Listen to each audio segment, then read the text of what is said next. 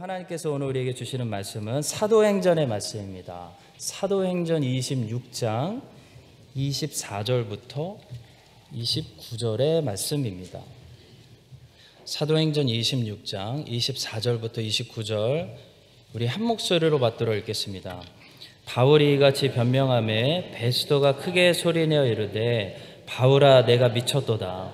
내 많은 학문이 너를 미치게 한다 하니 바울이 이르되 베스도 각하여 내가 미친 것이 아니요 참되고 온전한 말을 하나이다. 왕께서는 이 일을 아시기로 내가 왕께 담대히 말하노니 이 일에 하나라도 아시지 못함이 없는 줄 믿나이다. 이 일은 한쪽 구석에서 행한 것이 아니니이다.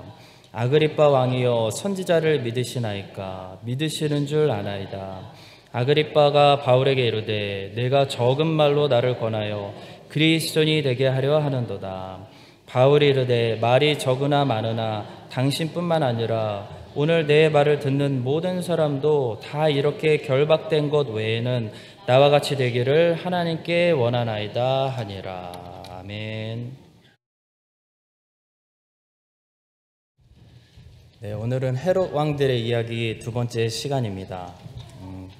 지난주에는 헤롯 대왕과 헤롯 아켈라오 그리고 헤롯 안티파스에 대해서 말씀을 나누었는데요.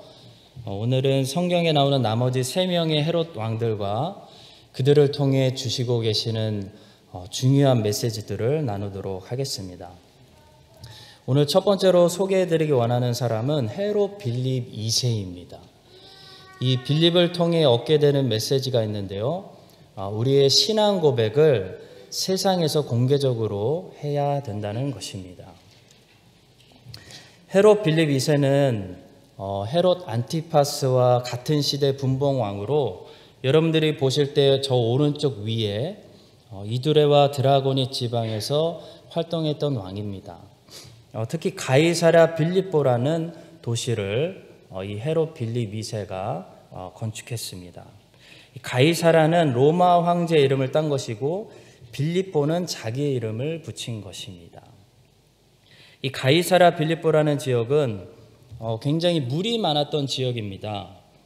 그래서 풍요로운 지역으로 당시에 유명했는데요. 사람들은 1년 내내 그곳에서 물이 나오고 그 물이 강을 만들고 그 물이 밑으로 갈릴리 호수를 채우고 또 요단강을 따라서 사해까지 흘러 내려갔기 때문에 이 가이사랴 빌립보 지방을 신께서 축복하신 그런 신성한 지역이라고 생각했습니다. 그래서 그곳에다가 그리스의 신 중에 판이라는 신이 있었는데요. 이 판을 숭배하는 신전을 만들어 놓았습니다. 이 판은 몸의 반쪽은 염소고 반쪽은 사람이고 플룻을 들고 사람들과 동물들을 유혹해서 이 성관계를 조장해서 쾌락을 통해 다산을 유도하는 그리스의 더러운 우상입니다. 자, 가이사랴 빌립보에는 바로 이 판신전이 있었고요. 또 바로 옆에는 로마의 황제 가이사 아구스토를 신으로 숭배하는 가이사의 신전이 있었습니다. 자, 그런데 예수님께서 어느 날 이 제자들을 데리고 이 가이사랴 빌립보라는 지역까지 올라가신 겁니다. 주님이 딱 한 번 그렇게 가셨습니다. 그리고 저 가이사랴 빌립보에서 우리가 알고 있는 그 유명한 베드로의 신앙 고백이 이루어지게 됩니다. 마가복음 8장 27절입니다. 예수와 제자들이 빌립보 가이사랴 여러 마을로 나가실세 길에서 제자들에게 물어 이르시되 사람들이 나를 누구라고 하느냐. 우리 주님이 물으셨습니다. 자, 예수님께서는 왜 제자들을 굳이 저 북쪽에 있는 가이사랴 빌립보까지 데리고 가셔서 굳이 그곳에서 제자들을 통해 이 신앙 고백을 받으려고 하셨을까요? 자, 예수님께서 하나님의 아들이시며 그분이 성경이 예언한 그리스도라는 사실을 왜 예루살렘에서는 받으시면 안 되냐는 겁니다. 왜 그냥 갈릴리에서 그 정체성을 드러내시면 안 되냐는 겁니다. 하필 판신전이 있고 하필 로마 황제의 아구스토 신전이 있는 이 가이사랴 빌립보까지 가서 그 그 정체성을 드러내셨냐는 겁니다. 거기에 아주 중요한 이유가 있습니다. 자, 그래야 예수님이 진짜 왕이시고 유일하신 하나님, 그냥 하나님이 아니라 유일하신 하나님이라는 사실을 제자들에게 인정되기 때문입니다. 자, 성도 여러분, 예수님이 나의 방패다라고 말하는 사람들은 많습니다. 그런데 예수님만 나의 방패다라고 고백하는 사람들은 그렇게 많지 않습니다. 예수님이 나의 방패라고 말하면서 돈도 나의 방패다라고 생각하고 살아가는 사람들이 얼마나 많습니까? 돈 문제 없을 때 그렇게 말하는 거 쉽습니다. 어렵지 않습니다. 그런데 돈 없을 때 예수 그리스도가 나의 방패입니다. 예수님이 나를 보호하고 인도하고 계십니다. 라고 말하는 것은요, 진짜 신앙 아니면 쉽지 않다는 겁니다. 자, 갈릴리 나사렛에서 예수님이 나의 왕입니다. 라고 말하는 것은 쉬운 일입니다. 수많은 사람들이 예수 그리스도를 오병이어를 먹고 임금으로 삼으려고 했다고 성경이 말합니다. 자, 그러나 아무도 로마에서, 가이사랴 빌립보에서, 로마 황제 앞에서 예수 그리스도가 나의 왕입니다. 라고 말하지 않았습니다. 로마 황제 앞에서 예수님이 나의 왕입니다. 라고 말하는 것은요, 목숨 걸지 않으면 안 되는 일입니다. 마찬가지로 돈이 없어서 이제 굶어 가난하게 살아가야 하는 그때에 예수 그리스도가 나의 왕입니다. 라고 고백할 수 있는 사람의 고백은 진짜입니다. 성도 여러분, 가이사랴 빌립보에 제자들이 도착했을 때 이 제자들의 눈에 들어오는 광경은 어떤 광경이냐면요, 모든 사람들이 거기서 가이사를 신으로 경배하고 그리스의 우상을 신으로 경배하는 그런 상황입니다. 자, 아무리 주위를 둘러봐도 세상의 모든 권력은 이 나사렛 예수가 아니라 로마 황제가 가지고 있는 것처럼 보이는 환경이 가이사랴 빌립보입니다. 자, 그런데 베드로는 그 환경 속에서 지금 예수님께 집중하면서 이런 유명한 신앙 고백을 하는 겁니다. 주님이 그리스도시고요, 살아계신 하나님의 아들입니다. 여러분, 이 고백은 단순히 베드로가 예수님을 향해서만 당신이 하나님의 아들입니다 라고 고백한 고백이 아닌 것입니다. 여러분, 베드로는 지금 이 고백을 드리면서 무엇을 또한 고백하고 있는 것이냐면요, 저 로마 황제가 하나님이 아니라는 것을 고백하고 있는 것입니다. 성도 여러분, 우리가 예수님을 선택한다는 것은 예수님이 아닌 것들을 선택하지 않는다는 것을 말합니다. 오늘날 기독교의 문제가 무엇입니까? 왜 기독교가 세상에서 파워를 잃어가고 있을까요? 하나님을 사랑하지 않아서가 아닙니다. 하나님 사랑합니다. 하나님을 하나님으로 우리가 부인하기 때문이 아닙니다. 문제는 하나님이 아닌 것들도 사랑하고 하나님이 아닌 것들도 하나님으로 섬기고 있는 것이 문제입니다.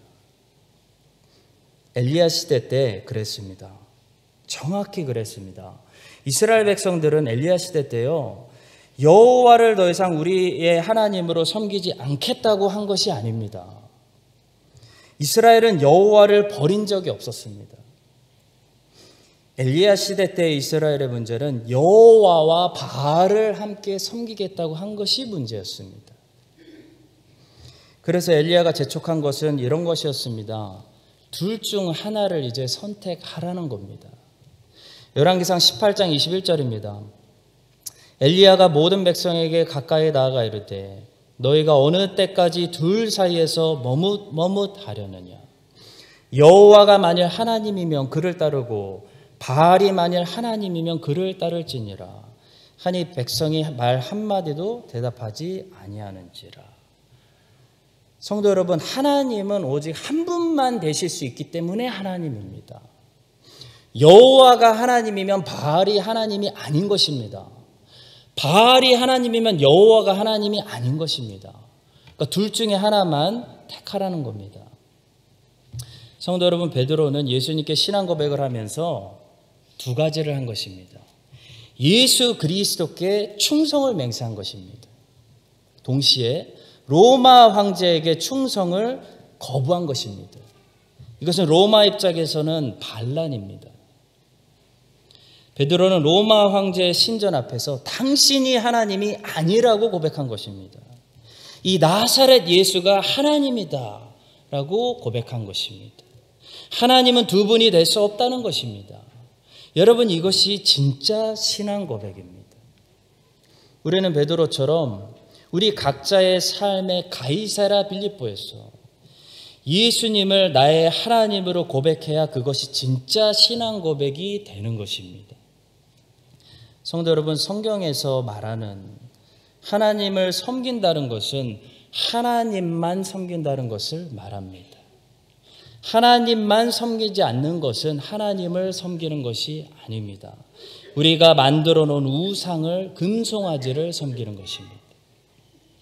우리 주님께서는 오늘 말씀을 통해 우리 모두를 우리의 가이사랴 빌립보, 우리가 혹시 신으로 하나님으로 섬길 만한 것이 있는 곳으로 우리를 데려가시기를 원하십니다. 그리고 그곳에서 신으로 숭배받고 있는 여러 가지 신전들 앞에서, 돈의 신전 앞에서, 쾌락의 신전 앞에서, 여러 가지 우상의 제단 앞에서 주님이 오늘 우리에게 우리 차례입니다. 베드로는 이제 이 땅에 없습니다. 우리 차례입니다. 우리에게 질문하십니다. 너는 나를 누구라고 고백하느냐? 내가 너에게 누구냐라는 것입니다. 주님은 그리스도시요 살아계신 하나님의 아들입니다. 주님은 유일하신 나의 하나님이십니다. 저 돈이 나의 하나님이 아니라, 저 쾌락이 나의 하나님이 아니라 주님이 나의 유일하신 하나님입니다 라고 신앙 고백할 수 있는 여러분과 저의 믿음의 삶이 될 수 있기를 예수님의 이름으로 간절히 축원합니다. 두 번째로요, 사도행전 앞부분에 보시면 헤롯 아그리파 1세라는 사람이 나옵니다. 자, 이 헤롯 아그리파 1세를 통해서 우리는 우리의 초점을 하나님의 나라와 복음 전파에 맞춰야 한다는 것을 배우게 됩니다. 이 헤롯 아그리파 1세는요, 초대교회, 예루살렘 교회의 핍박과 관련이 있는 사람입니다. 사도 요한의 형제 야고보가 예수님의 12 제자들 중에서 이 왕 때문에 제일 먼저 순교를 당했고요. 바로 헤롯 아그리파 1세가 기독교인들을 미워하는 유대인들에게 인기를 얻으려고 야고보를 잡아 죽였습니다. 그리고 야고보가 죽는 것을 보고 유대인들이 막 기뻐하니까 내친 김에 베드로까지 죽이려고 베드로도 감옥에 가두었던 사람입니다. 당시 상황을 사도행전 12장이 이렇게 설명합니다.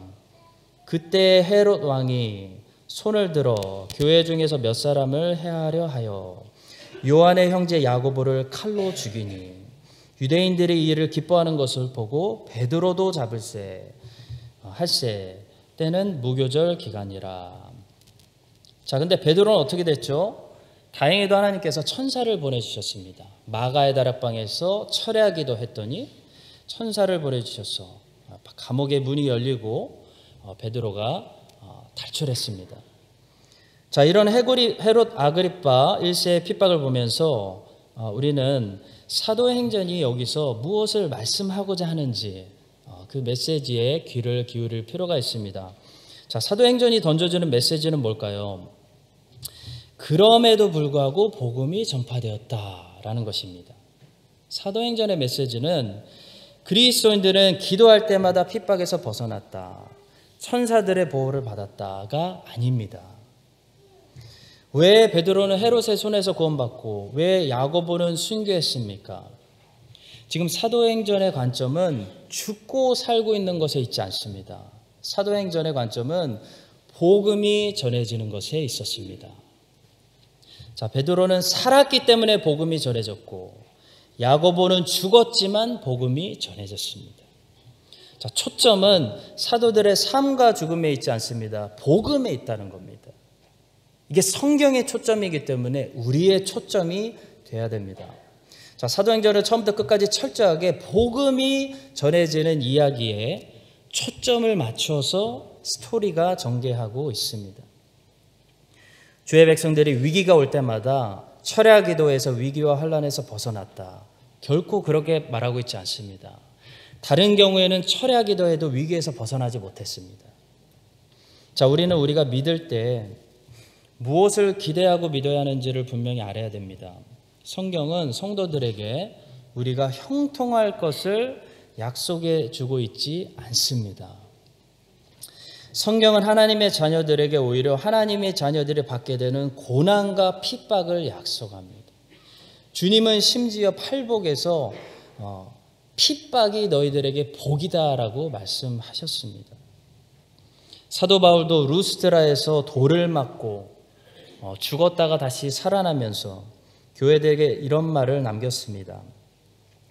제자들의 마음을 굳게 하여 이 믿음에 머물라 있으라 권하고, 또 우리가 하나님의 나라에 들어가려면 많은 환난을 겪어야 할 것이라. 자, 사도 바울은 우리 교회들에게 많은 환난을 겪어야 우리가 이 여정을 끝내고 천국에 들어간다라고 말했습니다. 성도 여러분, 이 말이 진리입니다. 우리는 잘못된 거짓말에 속지 말아야 됩니다. 우리는 이 땅에서 많은 환난을 하나하나 다 통과해야 결국 영광스러운 하나님 나라에 들어가게 됩니다. 자, 사도 바울은 그리스도인이 환난을 기대해야 된다라고 말했습니다. 그러나 환난만 있다고 말하지는 않았습니다. 고린도후서 1장 3절부터 6절까지 바울이 이렇게 말합니다. 찬송하리로다. 그는 우리 주 예수 그리스도의 하나님이시요 자비의 아버지시요 모든 위로의 하나님이시며 우리의 모든 환난 중에서 우리를 위로하사 우리로 하여금 하나님께 받는 위로로서 모든 환난 중에 있는 자들을 능히 위로하게 하시는 이시로다. 그리스도의 고난이 우리에게 넘친 것 같이 우리가 받는 위로도 그리스도로 말미암아 넘치는도다. 우리가 환난 당하는 것도 너희가 위로와 구원을 받게 하려는 것이요 우리가 위로를 받는 것도 너희가 위로를 받게 하려는 것이니 이 위로가 너희 속에 역사하여 우리가 받는 것 같은 고난을 너희도 견디게 하느니라. 이 말씀을 보시면 분명하게 세 가지를 약속하고 있습니다. 환난이 있다. 그러나 위로가 있다. 그 끝에 구원이 있다라고 말씀합니다. 성도 여러분, 초대교회는 헤롯 아그리파 때문에 환난이 있었습니다. 그러나 하나님이 주시는 위로가 있었고요. 결국 끝이 어떻게 됐을까요? 최종 결론은 어떻게 됐습니까? 헤롯이 어떻게 됐죠? 벌레가 먹어 죽었습니다. 하나님의 말씀은 그리고 흥황했다고 말합니다. 자, 사도행전 12장 23절과 24절입니다. 헤롯이 영광을 하나님께 돌리지 아니하므로 주의 사자가 곧 친히 벌레에게 먹혀 죽으니라. 하나님의 말씀은 흥황하여 더하더라. 자, 사도행전의 초점이 어디 있습니까? 주의 종들이 얼마나 환난을 당하지 않았는지, 예루살렘 교회가 얼마나 평안하게 잘 지냈는지 거기에 있지 않습니다. 하나님의 말씀의 초점은요, 그럼에도 불구하고 뻗어나가고 전파되고 흥황하는 하나님의 나라와 하나님의 말씀에 있었습니다. 자, 성도 여러분, 하나님은 우리를 베드로처럼 때로는 기적으로 환난에서 구원하심으로 영광을 받으십니다. 그러나 하나님은 우리를 때로는 야고보처럼 고난당하고 환난당하게 하심으로써 또한 영광을 받으십니다. 우리는 하나님께 살아서 영광 돌리고요. 우리는 죽어서 하나님께 영광 돌립니다. 자, 중요한 것은 우리의 평안과 실현이 문제가 아니라 우리가 겪는 모든 상황을 통해서 하나님이 영광 받으신다는 겁니다. 문제는 우리의 초점입니다. 우리의 관심입니다. 우리의 초점과 관심이 우리의 형편에 있다면 어떻게 될까요?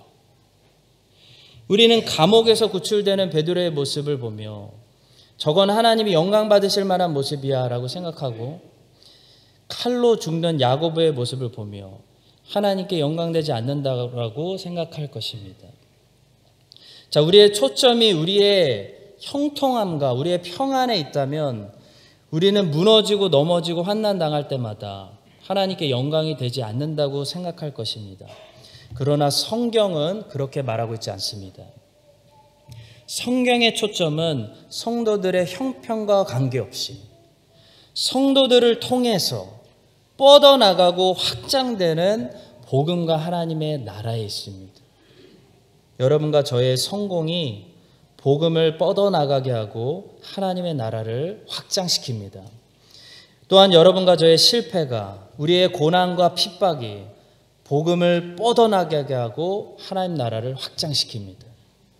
여러분, 이 사실을 믿으시고 구출당하는 베드로의 모습으로, 또 때로는 죽임당하는 야고보의 모습으로 사나 죽으나 우리가 하는 모든 것으로 하나님 아버지께 영광 돌리고 예수님의 복음이 우리의 삶과 죽음을 통해 뻗어나가게 하시고 하나님 나라를 이 땅에서 확장시키는 축복의 통로로 여러분과 제가 쓰임받는 여러분과 저의 복된 삶이 될 수 있기를 예수님의 이름으로 간절히 기도합니다.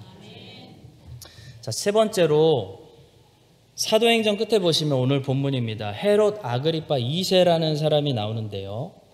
우리는 이 사람을 통해서 우리가 구원받는 것이 하나님의 은혜라는 것을 다시 묵상하게 됩니다.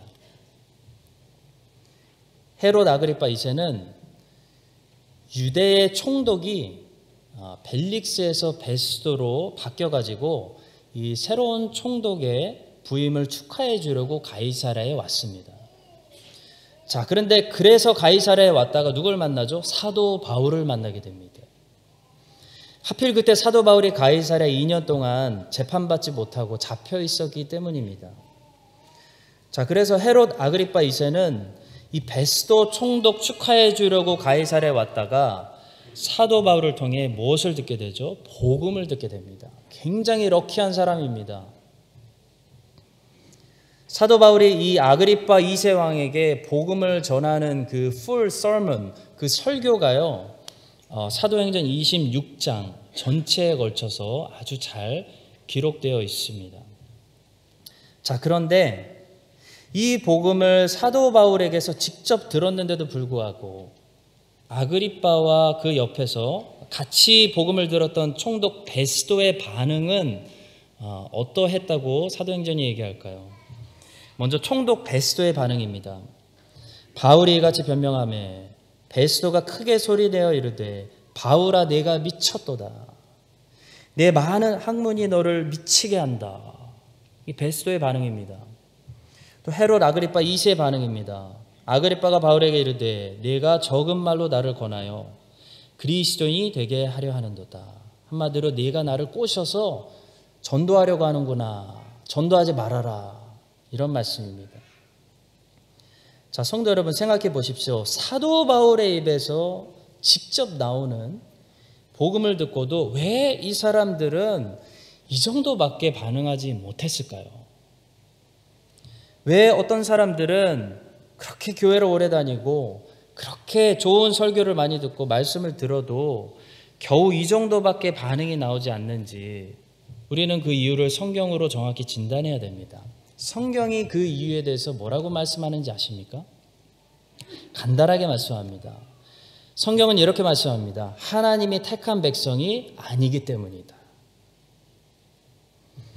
자, 저는 지금 사도행전이 말하고자 하는 것을 여기서 그대로 설명드리기 원합니다. 이건 제 생각이 아니고 사도행전이 이것을 말하려고 했다라는 것을 그대로 말씀드리겠습니다. 사도행전은 이렇게 말합니다. 사도행전은 이 주제를 항상 염두에 두면서 기록되었습니다. 그것은 바로 복음이 유대인들과 이방인들 모두에게 골고루 뿌려졌는데 다 믿은 것이 아니다. 영생을 주시기로 작정된 자들은 믿더라 라는 것이 사도행전에 깔려있는 주제입니다. 자, 한번 사도행전 13장에서 예를 찾아보겠습니다. 13장 제가 읽어보겠습니다.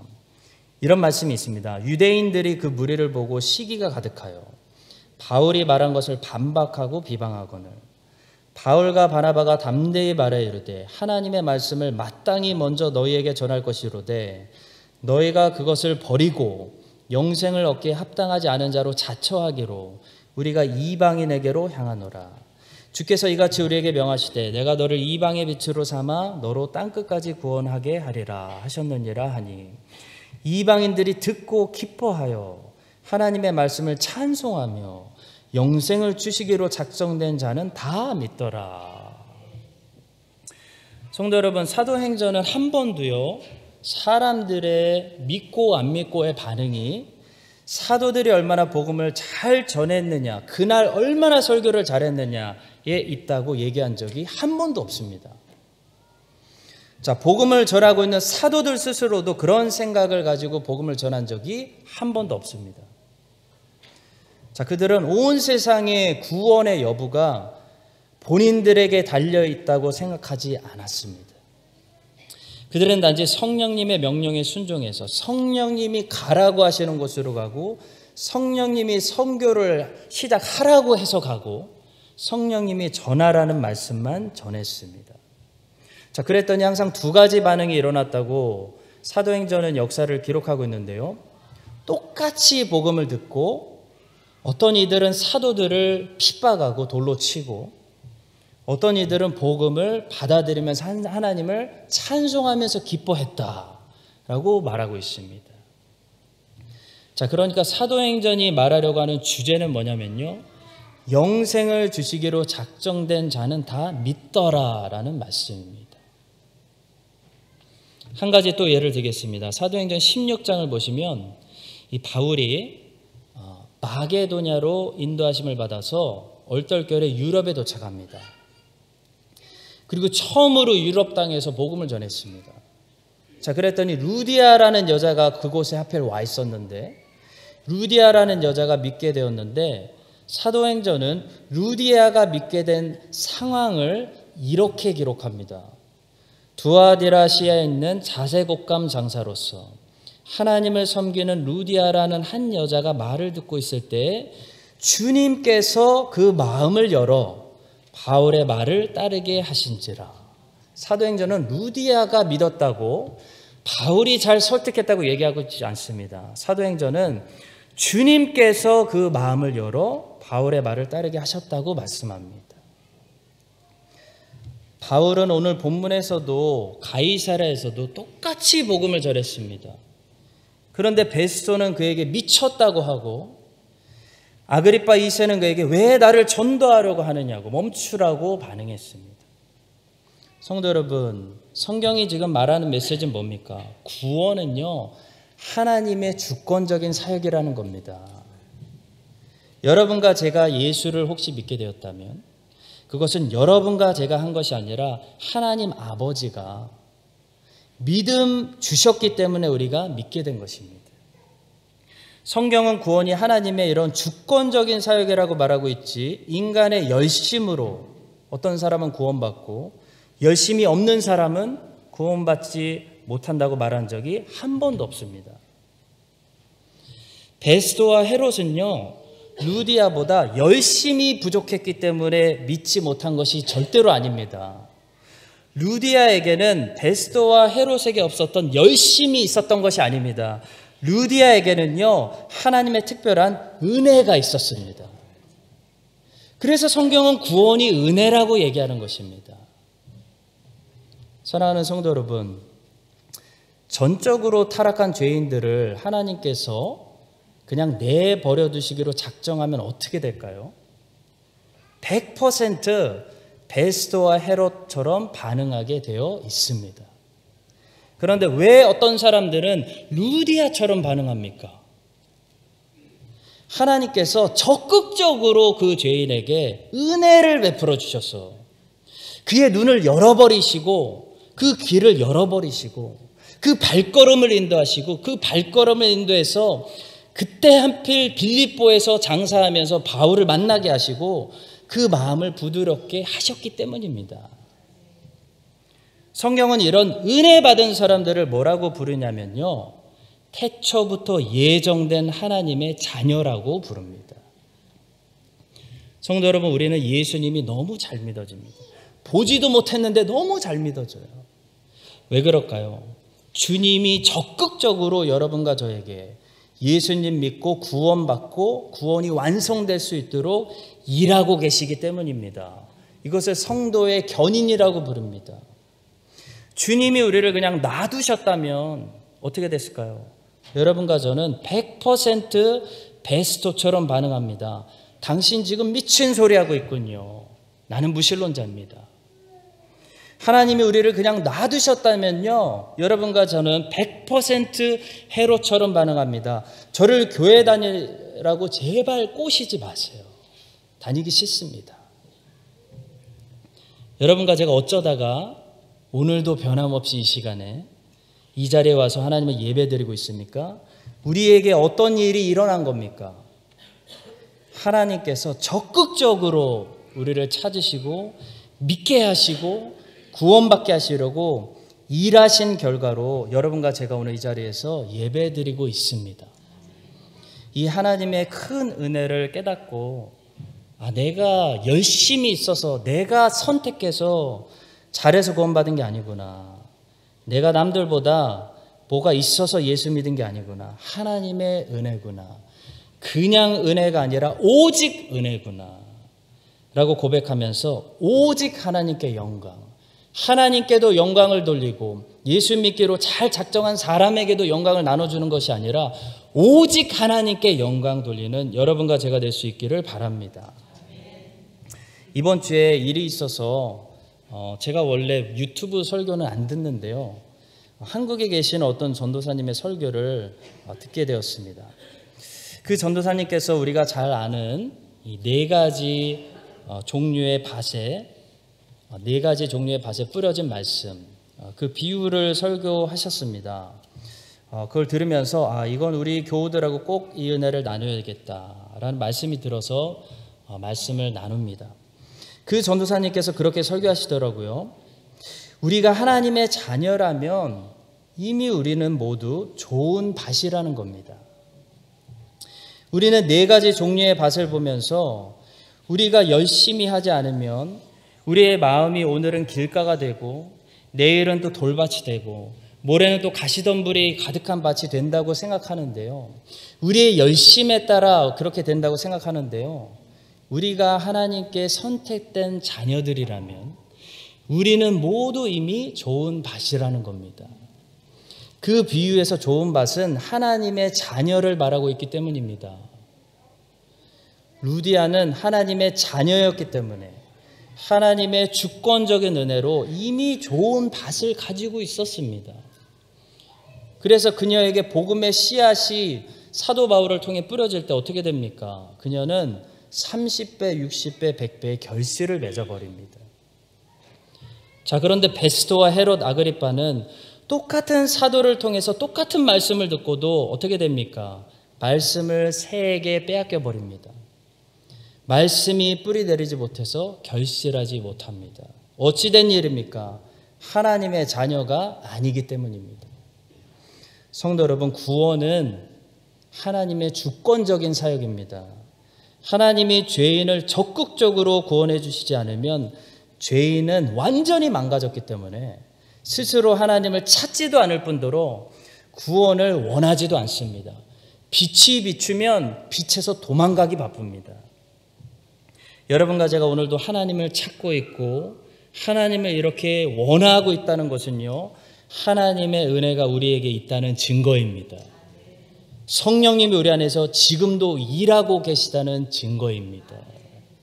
이 사실을 깨달으시고 지금도 우리 마음에 은혜를 부어주시는 오직 하나님 한 분께 감사드리고 그분의 공로만 인정하고 다시 이렇게 주일에 모여서 예배드릴 때마다 그래서 우리가 더 겸손해지고 오직 그리스도만 높이는 우리 한인장로교회, 우리 교회 될 수 있기를 예수님의 이름으로 간절히 축원드립니다. 기도하겠습니다. 하나님 아버지, 오늘 성경에 등장하는 헤롯 왕들의 이야기를 들으면서 중요한 메시지들을 묵상했습니다. 우리 모두 하나님을 나의 하나님이라고 열심히 고백하지만 세상의 다른 것들도 혹시 하나님처럼 섬기고 살아가고 있었다면 이제 우리의 가이사랴 빌립보에서 다른 것들이 우리가 섬기는 하나님이 아니라는 사실을 고백하게 하시고 오직 하나님만이 하나님이라고 고백할 수 있도록 주님 도와주시옵소서. 우리의 초점이 우리의 평안과 안녕에 있는 것이 아니라 살든지 죽든지 평안하든지 불행하든지 전파되는 복음과 확장되는 하나님의 나라에 우리의 초점을 맞추게 하여 주시옵소서. 오직 은혜로 구원받게 하심을 감사합니다. 하나님이 주권적으로 택하셔서 예수님을 믿게 하셨사오니 루디아처럼 이제부터는 하나님의 교회를 이 땅에 세우는 일에 잘 헌신하는 모든 종들이 되게 하여 주시옵소서. 감사드리며 우리 주님 예수 그리스도의 이름으로 기도드립니다. 아멘. 이제는 우리의 유일하신 주님이 되시는 우리 주 예수 그리스도의 은혜와 하나님 아버지의 변함없으신 무한하신 사랑과 성령님의 교통하심이 오늘 말씀을 듣고 오직 주님만을 섬기며 사나 죽으나 주님의 나라에 유익되는 도구가 되기를 소망하고 다짐하는 모든 택하신 백성들 위해 이제부터 영원까지 함께 하시기를 간절히 축원드립니다. 아멘.